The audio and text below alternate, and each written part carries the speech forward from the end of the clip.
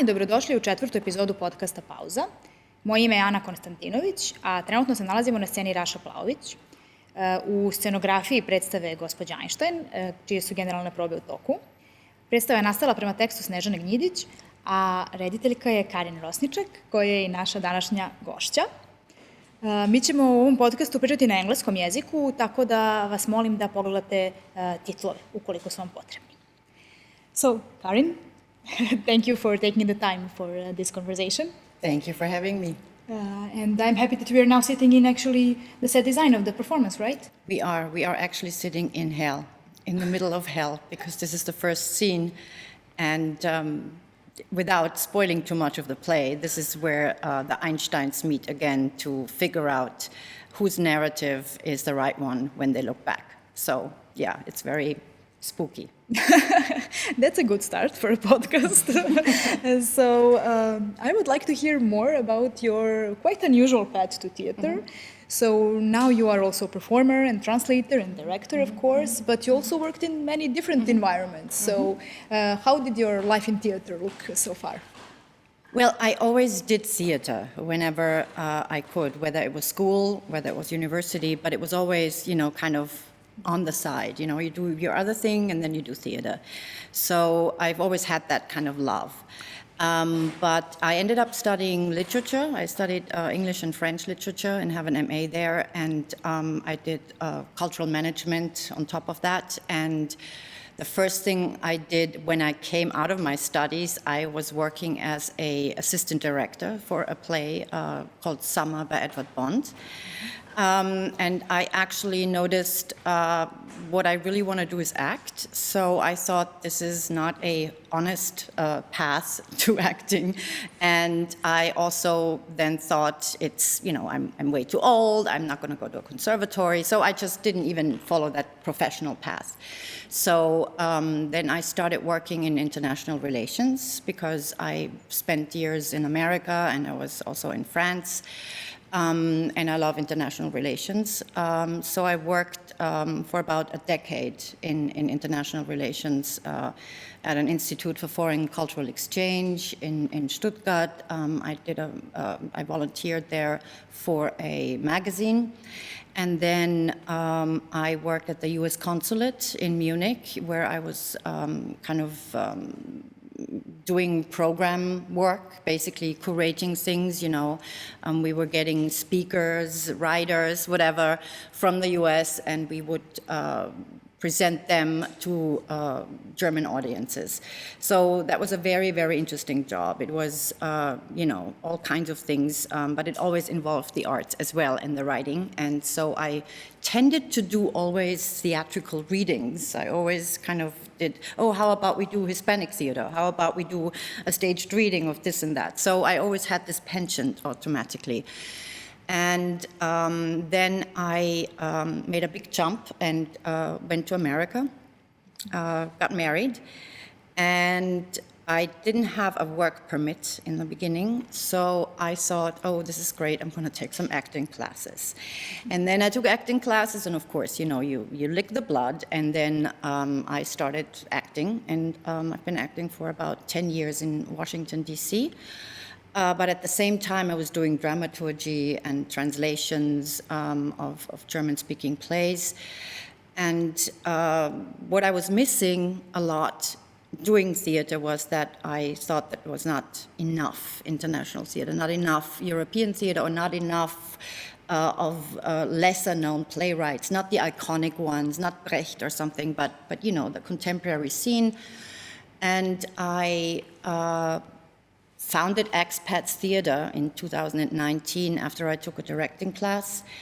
And all of a sudden, it was magic because all the things I love to do came together. The conceptual part, the programming part, the acting part, the literary part, the international part. So not that I knew that this was the end of my path, or let me not say end, maybe that's too bad, but I find myself now much more fulfilled in this position, and I'm absolutely grateful that also, this happened, directing in Belgrade at the National Theatre. I could have not dreamt better about it, so I'm really very happy. So now you just mentioned that you're also founder and artistic director of Expat Theater, and it's a very interesting initiative and kind of very special in the US. So could you tell us a little bit more about what is the main idea behind it and where is it going now? So some of the things are because I translated a lot of plays, and I noticed if plays of lesser-known authors are not translated, they will never be performed in America. It's easier the other way around because everybody speaks English, but if you have, a German play or a Czech play or something, you really need a translation. And that's what I did, and I translated a play by a Russian-Austrian playwright and by a Swiss playwright. And the one that I translated by the Austrian-Russian playwright, her name is Yulia Rabinovich, I put that on stage.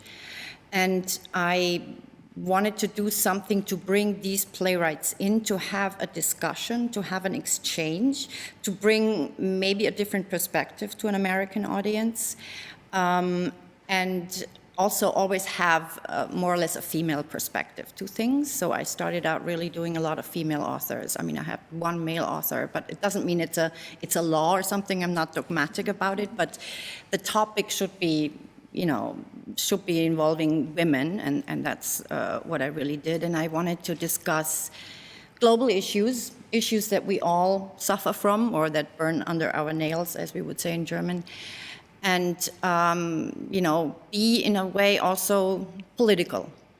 Make a statement on whatever the time is. And have discussions afterwards. I do a lot of research. I invite experts to discuss things. So I really like that approach of kind of a package deal about certain topics.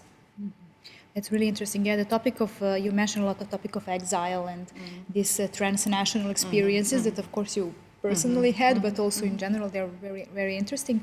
And maybe now we can also mention a little bit the topic of the performance you're directing here. So it's in a way, it could be connected to the topic of exile and of course to the female topic. So what did you find appealing in this play, and how did you approach it? What were your, hot topics in this play? Well, I love it because, first of all, it's a sexy topic. I mean, Einstein and his wife, and Americans didn't really know about Milevi Marić. I mean, yes, there was a lot of publicity in certain magazines, the New York Times would have, or the Princeton magazine or Princeton newspaper, the National Geographic. So it kind of got into popular knowledge that there was a woman called Milevi Marić, and but then it also kind of disappeared. It's not constantly on the mainstream media. And I did a play before about, this is a lot of, maybe 2013, a DC playwright named Marilyn Millstone wrote The Sculptress, which is a play about Camille Claudel. And I had the pleasure to be in that part. I had that part. And it was also a play that didn't go into a biographical trap, but ask the question, what if? So in that case, the play started with Camille Claudel in the sanatorium at age 60 or something, and then she would meet another artist, Remedios Varo, who's a surrealist Spanish, but they never met in real life. But the playwright said, okay, what if they met? So, and I was very familiar with Camille Claudel, and I'm really deep into the story. I do that all the time. And Milevi Marić was similar to me. And also, Frida Kahlo and Diogo Rivera's, or John F. Fitzgerald and Zelda Fitzgerald, Jenny Westphalen Marx. There's a lot of women that have lived in the shadow of a brilliant man, were very brilliant themselves, but never really got out of that shadow. So, and for Milevi Marić, it is just amazing that there was such a thing like the relativity theory, and she was involved, and we all know she must have been involved. I'm not going to go into the debate how much, and but she was involved, and I think that's incredible. It's incredible. It has to be out there, but it's not only that. I in the play, what I really, really liked is, again, it wasn't about it's not a biopic. It's not who is right. We don't kind of go into historical facts. We're not saying Einstein was an idiot and Milevi Marić was the smart one. Nothing like that. So it's really about what is the situation of a woman at that time and what is her burden. The burden of Mileva has several aspects. She was from Serbia. She did not have any admission to university, let alone physics. And she came to Zurich, to the Polytechnic, where she met Einstein, because it was one of the, kind of progressive places that admitted women, and she was one of the first ones. So that she was an outsider in that aspect. She was an outsider because she was limping. So already her path to be a scientist was in a way, easier because of the limp. On the other hand, of course, she grew up getting messages like, I will never get married, or don't expect that, that's not your path. So it may have been a blessing in disguise. And she was Serbian and had to speak a different language, although she was in the Austro-Hungarian Empire, so she probably did speak German, but everything happened in German. She spoke German, the school was in German, and she was alone. She came there, she was completely alone, and all she wanted to do is do her career, and it was actually happening in the beginning, but then at that time, trying to be a mother, trying to be a scientist, and not being taken serious in a male-dominated world is her burden, is her dilemma, and it's very well explored in the play. It's very well explored in the play how their love story is and what derails at the end, what the loss is, and that is actually very tragic because we see her having this child completely alone, and Albert Einstein denied it. The family of Einstein denied it. They didn't want to go into this, so she had to fight a lot of battles on her own with no help, and she died poor, and she was the first wife of one of the icons of the 20th century. So that already is story enough. Yes. Dobro, uzet ćemo teoretski dva časovnika i pustiti da se vreme kreće paralelno za onoga ko stoji i za onoga ko se kreće. Ali taj koji se kreće mora se kretati brzinom svetlosti kao ja među zvezdama. I onda ćemo uporediti, izračunati ta dva vremena i vidjet ćeš vreme za onoga ko se kreće sporije prolazi. Kao da se vreme sabija i pretvara u tren. That's really interesting. So yeah, you definitely are quite interested into the stories of very strong women that appeared, but maybe we're not. Now we are in this wave of, let's say, rediscovering some people and filling the gaps that we had in our history. So I think it's quite important, and it's of course the global thing. So that's really nice to kind of catch this wave. So we're speaking about this connection between, let's say, private and political, which is a very famous connection. So how do you see also the things happening today, for example, in America? So we cannot not mention the main news, the Roe v. Wade. Absolutely. So how do you see this interconnection? Well, it's tragic.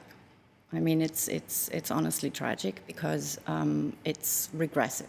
We're going back, and I personally don't know. I wasn't alive, but the women who fought so much to get every bit of a right, starting in the early 20th century, and now we're going back 50-some years.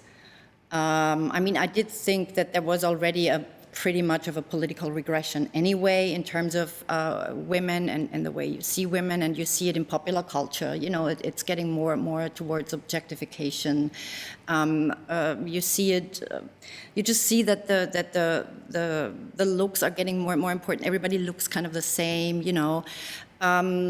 So I saw that, and the regression, or the very kind of chauvinist part of politics at the moment, also a kind of a last cry of the male, white male person in America is really making a lot of noise and has incredible consequences. And it's tragic that it's not really what the popular vote wants.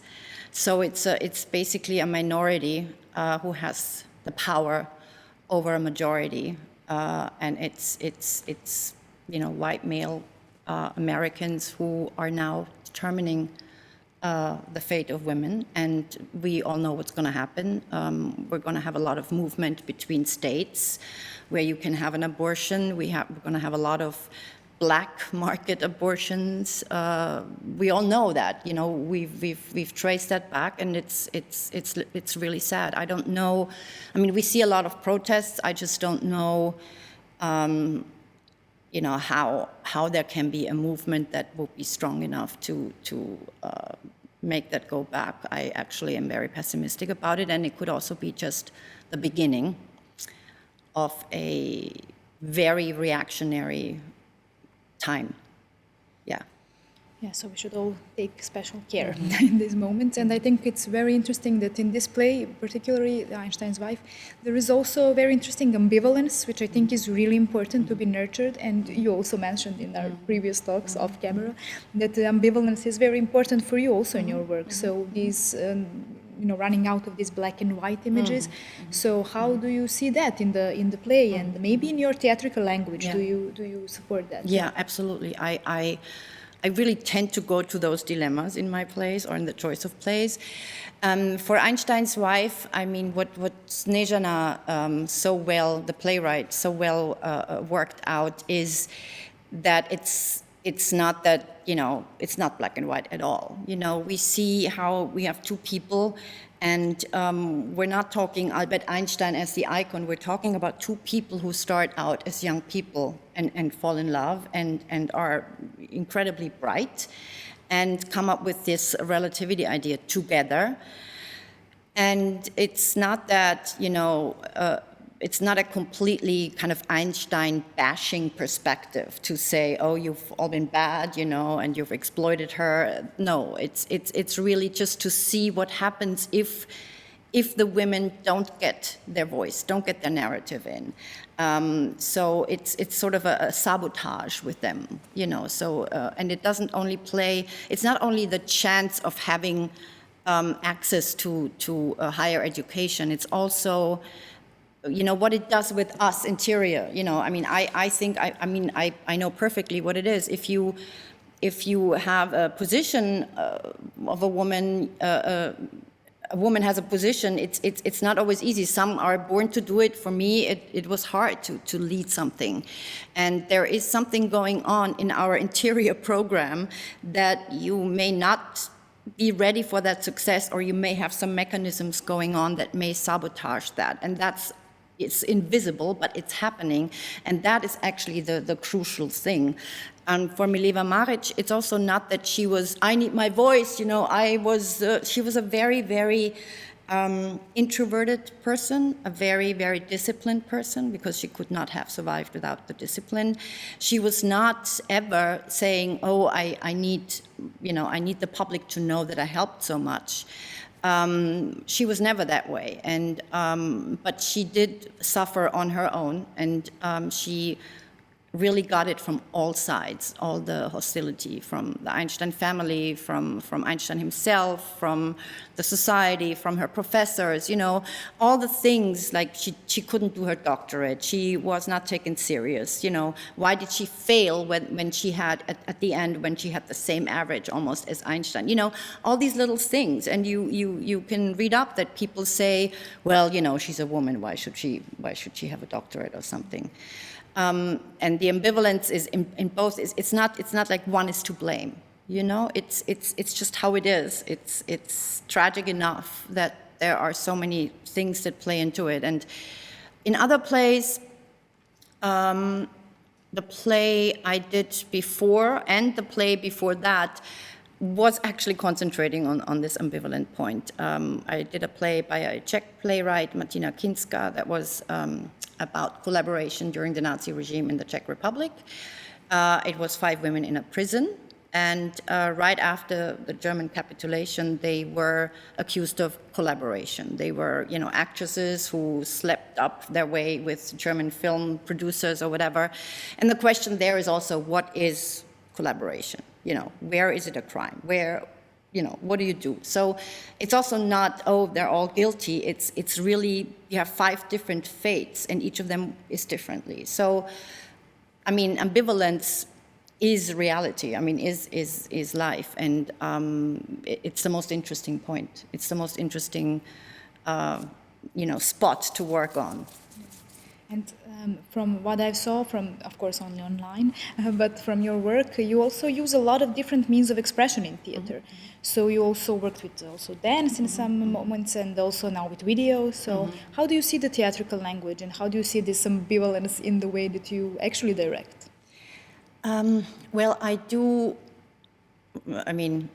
I think I have a notorious aversion against a too realistic or naturalistic staging, which is very, very common in the US, along with the acting program and Stanislavski and the method and, feel your way through and so on. So I do want to free the theatrical language a little bit of that burden, because I think if you want to have a one-on-one realism, TV is there, reality shows are there, and you can use the media of theater much more. So the first play I did had 3 people who didn't even talk to each other, but each of them were trapped, one as a refugee, the other one as a northern Albanian who was afraid of or who had to face a sort of a blood revenge by a family, and the other one was a woman who was actually kidnapped, a real story, an Austrian woman who was kidnapped for 10 years and was,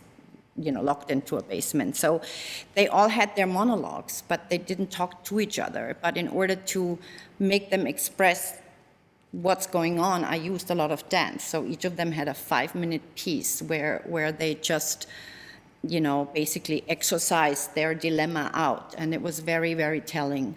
And I do love projections, because you don't have to build a kitchen or something, or a living room or furniture. You just project it, and you can do so much. And it's also easier to travel. So, in the back of my mind is always, can I travel this piece? Can I apply for a festival or something? So it's much easier, and it's just part of technology. It's here, and why not use it for the theater? And I think you discover a lot of things if you use those means.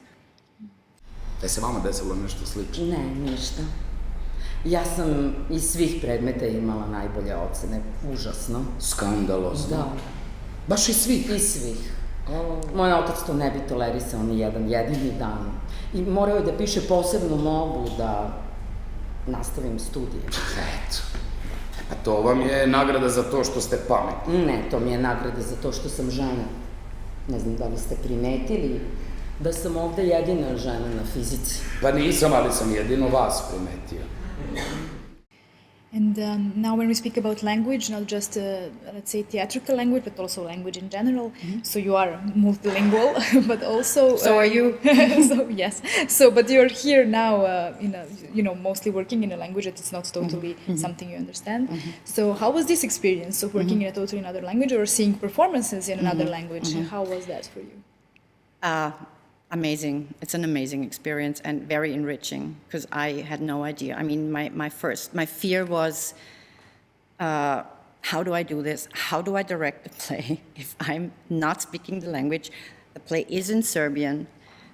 Everything is in Serbian. I am in Serbia, and I also thought, well, they must have asked themselves too, why do we need a director from America or something? It's just that I did the play in the US before. I have to say it was more enabling than it was disabling. We had the text, the Serbian script was on the left, the English was on the right.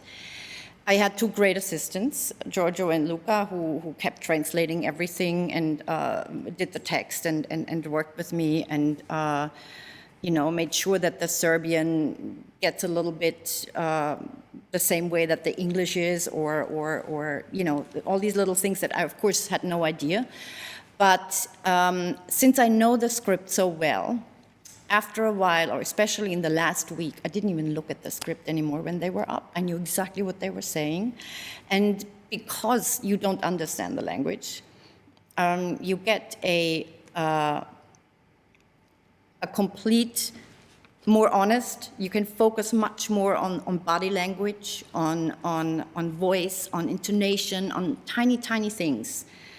And it is amazing. I also saw 4 or 5 theater pieces here. I didn't understand a word. I saw one comedy. I cracked up all the time, it was just funny. And it just speaks directly to your emotions. You don't really go that much through the language and the kind of intellectual part. You just see something happening with humans. And it hits you in a different way. And now when we speak about also the whole experience of theater and of course the body, so you also have the experience of being a performer, and you also performed in a lot of different plays. So how did this influence your directing practice and vice versa? How did becoming a director influence your feeling of stage? It's great. One of the things, first of all, you learn a lot as an actor. Because there are some things that you just don't believe as an actor, or I don't believe for a long time. When people say, be still, dare to bore, and you think you have to perform, but no, you don't. It's stillness is so powerful. It's one thing. The other is that you get a different language to direct actors, because maybe you don't just say, make it bigger or something. Maybe you can use a different language because you know where they're coming from. And for me, it's also a challenge to direct in terms of how do I tell an actor, how do I get the actors to do something without saying, can you please copy this and that? That's not what I mean. How do I get the actor to use his craft, his experience, to go to a certain emotion, that helped me a lot with directing. And the other thing is, I'm a text person in a way that I like text in terms of music. I do work a lot with rhythm. For me, it's very important that if there's a fight, that the fight goes like this, and then there's a break, and then you start again. So it's the organic thing with breathing and with speed and then stop. So it's orchestra, it's really like, rhythm. Because if something is fast, then the pause gets more weight, everything is a breath, in a way. And with the actors here, I have to say, Goran and Dušanka have been amazing. They jumped right in. They were so eager to play. They offered me a lot of things, had lots of ideas. It was a real collaboration also with the others. It wasn't really that I said, okay, we do this and that. We discussed a lot of things. And, they came up with ideas, and I said, oh yeah, that's great, let's do this. It's not that I had my thing and that's what I dogmatically put out. I really tried to work with them, and it was just amazing. It was. They are really so good, and I'm so glad to be able to work with them. And they give it their 200%, absolutely, in every aspect. Nije bila tvoja greška, ali ona je umrla. I moja sestra Boganj isto kao i ja je izgubila razum. I moj brat je nestao na ruskom frontu. I moje noge je uhvatila paraliza, trajala je nekoliko meseci kada si pobegao sa drugom ženom. Nije bila tvoja greška. I moj otac je umro one godine kada si dobio Nobelovu nagradu. I naš sin tete je otišao u ludnicu one godine kada si otišao u Ameriku. I godinama mi je tvoja sekretarica ledenim glasom odgovarala da ne želiš da komuniciraš sa mnom i da ne želiš da saznaš gde je sanatorijum našeg sina, ne bi li shvatio da svaki dan tamo odlazim i po snegu i po kiši i da sam jednog dana pala i da više nisam ustala.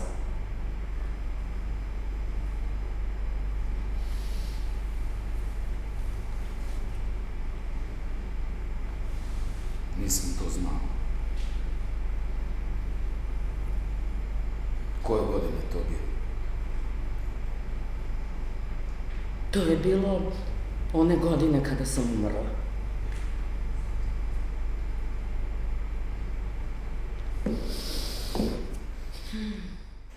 Since we are now recording this just before the premiere, before the opening, I'm very much looking forward to the performance. Yeah, the two of them are really amazing actors, so I'm sure it will be a very interesting thing, and yeah, really looking forward to it.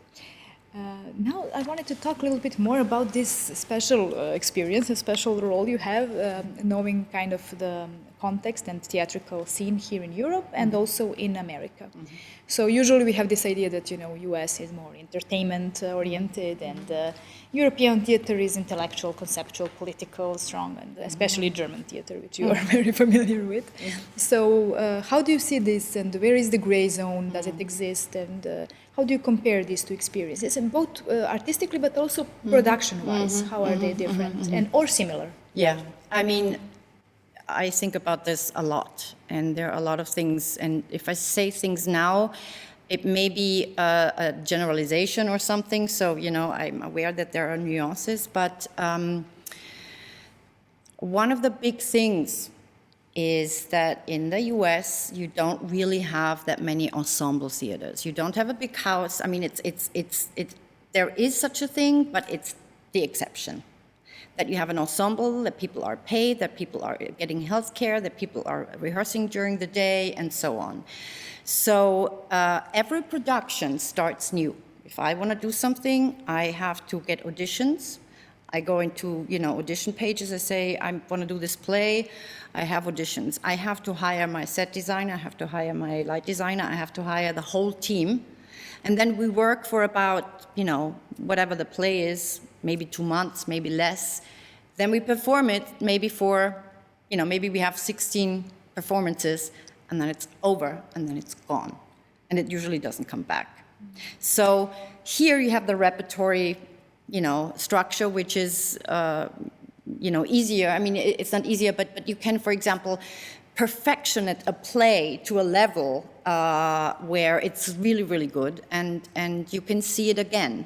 So I don't want to say you waste a lot, but you know, I mean, there's a lot of effort, there's a lot of money, and then it's gone afterwards. That's one thing. The second is, yes, there is a lot of entertainment in America, especially when you think about the people who do get a lot of money, the actors on Broadway. I mean, that's Broadway, you know, world known. And they make big money.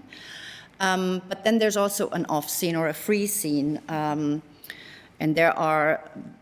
there's actually an amazingly big and complex theater scene in DC. We have about 80 theaters, and that is all sizes, all forms, freelance, professional, semi-professional, you know, big donor-based theaters with a lot of money, and small theaters like mine, who, you know, I rent a space when I have a performance. I don't have a building or anything.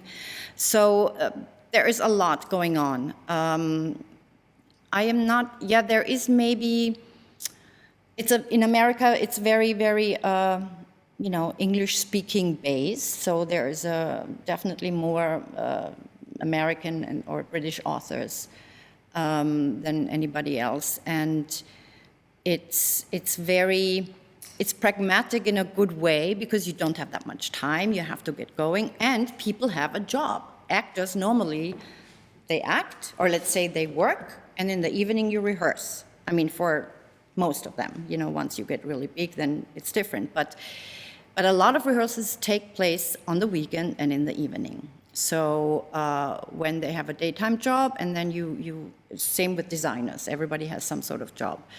And that makes time much more precious. That makes working with people has to be more smooth. That means, the expression I keep hearing is, just go with the flow. So, you just go with the flow, you do whatever the group does, you're not putting on a prima donna act or something. So that's actually pretty good. There is less of a diva culture, I would say, in America. Here you have really big stars in certain houses, and they have a big standing, and they have a lot of power. That's not that much in the US, because every project is new. So you're always replaced, or you're replaceable. So that makes it a little different. And yeah, as I said, the naturalistic mode of staging is the big mode of staging.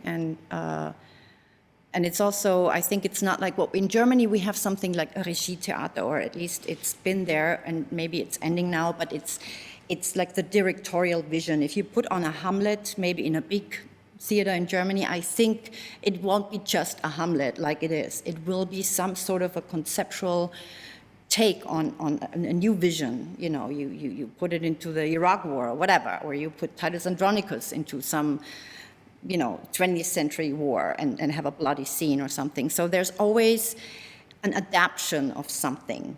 And the directors have a much, much wider vision, and they are it's much a big picture thing where texts are changed, where dramaturgs work a lot. Dramaturgs don't really work that much in the US. So the text and the readaptation of something, and the working with it, and the changing it, and the sculpting it is a lot more in German or European theater, I would think, and not that much in America. In America, if you have a play, a lot of plays, Tennessee Williams is an example. There's, Streetcar Named Desire, there's Cat on a Hot Tin Roof, there's Suddenly Last Summer. Yes, these plays are done, but they're just done as they are. You just put your actors on and you put this play on. It's not, let's have a Blanche Dubois in the 20th century and let's have her go through facial surgery or something, So that is rare. It happens, but it's not really happening as often as it does in Europe. So now when you're speaking about the American dream, let's say, when we speak about, is it true? That's what we want to know. No, I'm kidding. But is it? How does this work actually in production-wise? So you have this idea of I will catch my chance. I will go to America and I will just catch my luck and I will go with it. So is it really like that? Oh my God, that's a really hard question. Let's put it that way. If you have a good education and you are fairly well off, you have good support financially, you can really do a lot. You can jump in, from anywhere, parachute down and work your way up. Because in America, you have less of a difference between professional and amateur theater. You can break through that. In Europe, it's like a real barrier between both of them. And in America, you can start. And you can start that, I started it, I don't know how people would have reacted if I said, after, my work in international relations, now I want to be an actress. People would say, now she wants to be an actress, So it's not so encouraged. In America, everybody goes, oh yes, do that, great, good for you, here's a class, and so, how to. The how-to is very important. Everything, there's a book for everything. And there is no, for the good and the bad, sometimes there is no fear or respect of people or masters who've done it very well, sometimes because they just don't know that they existed or something, so they go freshly in it. It's a certain innocence, which can be good and bad in both ways. For me, it worked well because I have very much respect of German theater, and I've always circumvented it. I always thought, oh my God, I can't do this, if I see the big names, I have a lot of respect. And coming back to the female perspective, maybe I maybe I could do it, but my respect is so big, or my fear is so big that I just want to be somewhere where I can just blend in and then do my thing, and that's possible in America. Otherwise, the American dream, I think, honestly, is probably not as a reality anymore. I think maybe it's more reality in Europe, but it's really a myth. I don't believe at the moment that everybody gets the same chance. No way. No. Yeah, we go back somehow to the topic of the play, actually, this equity, equality, this whole thing that is actually embedded also, as you said, not just in the circumstances, but in ourselves, which is very interesting topic. So we are getting close to the end of this conversation, but I wanted to ask you, so if you would imagine like an ideal situation for theater, what would that be for you? And what would you really like the relationship between audience and the performance to be, and how does that look like for you? Well, here in Serbia, theaters are always full. I mean, you go to a theater, it's full, and there's every generation. And it's paradise. I mean, we fight for people. You know, we have Thursdays where we have 10 people in the audience or something that happens, but maybe it's also because as a small theater, you may not have the big budget for marketing, but it happens. A theater where you have a big team, where you have costume designers who custom make the costume for the actors is also a dream, you know. To have a team where everybody works together and everybody gets paid and you don't have to work through a lot of scheduling problems, because they all work in the theater, so if there's a rehearsal at 2, there's a rehearsal at 2. It's not, oh, I can't do this because, you know, so scheduling is a problem in the American model. I love the ensemble. I love the idea of an ensemble because you can, you know, once you know actors, you can bring them up. You don't have to typecast all the time. You can develop. You can see them grow. You can grow with them.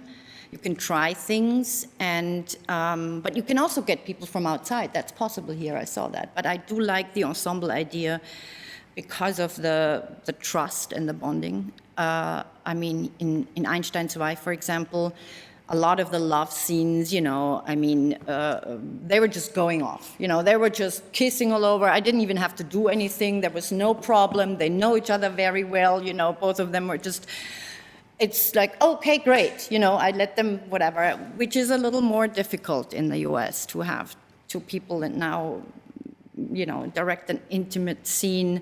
You often have intimacy directors and choreographers for that. There's a big, you know, it's a very political issue right now, but it's just easier to have people here, to have a big rehearsal room, to have the facilities, to have a cafeteria at a theater, you know, all the things that is possible through cultural policy, you know, and that's a big thing, you know, cultural policy as a government sort of task, or as culture, as something that you deserve to have. That I think I would like to keep up, but I don't think it's going to happen in America. But you know, as everyone says, let's go back to the ambivalence. Of course, we Yes. would all have a lot to say as a Exactly. counterpoint. It's always you pick the best. It's both has, you know, it's interesting because you have negatives and positives on both sides. Of course, yeah, there's a lot, ambivalence is everywhere. Yeah. So, of course, we talked also a lot about the hectic times that we live in, and what, in this sense, what would the theater be for you in society? What would you like for it to be? And, for example, for Ajnštajn's wife, what would be something that you would like the audience to take away with them when they go home? Well, first of all, get a human story. You know, we don't want to have the cliche Ajnštajn who, you know, is on every poster. Once he got the Nobel Prize, he was in the US, he was everywhere. That's, you know, the kind of clownish sort of person who's quoted all over the place. So we get to know a person. And also with Mileva, it's people, you know, they're not geniuses, they're not, you know, they didn't have the touch of God or something. I also would like to have people be compassionate about Mileva's story and really say, gee, that's really sad. Let's make sure this is not happening again. And I'd like to have, theater as in its classic and in its best sense as a mirror for society, for the issues, for the problems, for a platform where things can be negotiated, can be acted out, can be felt, can be thought, can be, just a lively place for human engagement and communication and all the emotional things that you need and all the intellectual things that you need. And it's one of the latest or the last forms of art where you don't have a screen all the time. So it's live and it's precious, and it's more and more precious, as we go into being holograms of ourselves or something. So yeah, that is important, and live theater is irreplaceable, and it always will be. There will always be theater, and no matter what maybe other people think, it's only film or it's only bitcoins or it's only whatever it's called, NFTs or whatever. Yes, they can all exist. It's all fine, but still, this will be always there, I think, and it's important. I think that's a really great way to finish this beautiful conversation. Thank you very much. Thank you so much. There will always be theater. Yes, right. And thank you. Hvala vam, dragi gledalci. Vidimo se u sledećoj epizodi podcasta.